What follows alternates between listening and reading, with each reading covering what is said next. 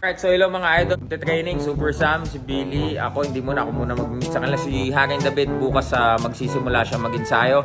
Yung mga possibility na makakalaban na nila Super Sam, nila Haring David, sana ready din kayo. Sino bang gustong napipisil mong makakalaban sunod? Kahit sino naman sa kanila kahit sino sa inyo. Ay! Paano kung sa tingin mo ba matinding laban ang ibibigay nyo pagka kayo natuloy na kayo ang pagtapatin ni Boss MG, kayo ni Boy Bagsik?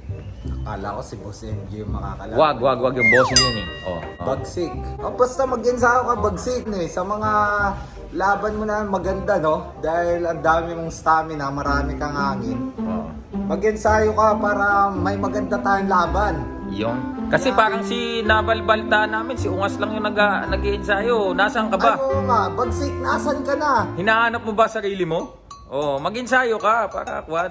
Di ba? Para maganda yung laban. Hindi porket nanalo ka uli, magkakampante ka na. Si Ungas kasi nahirapan kay Melbs. So, talagang masigasig sa pag-ensayo. And abangan nyo po, Team Luzon, magkakaroon kami ng training content dito sa Glenford Boxing Gym. Abangan nyo yan. Yeah. Peace!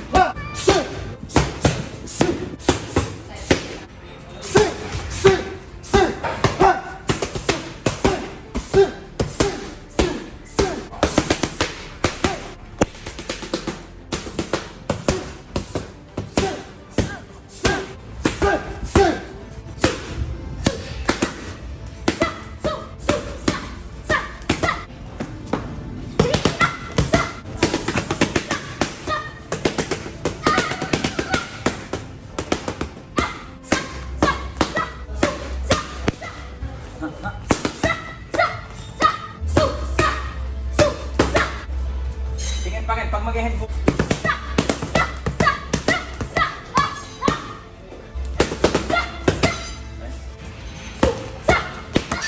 Ha!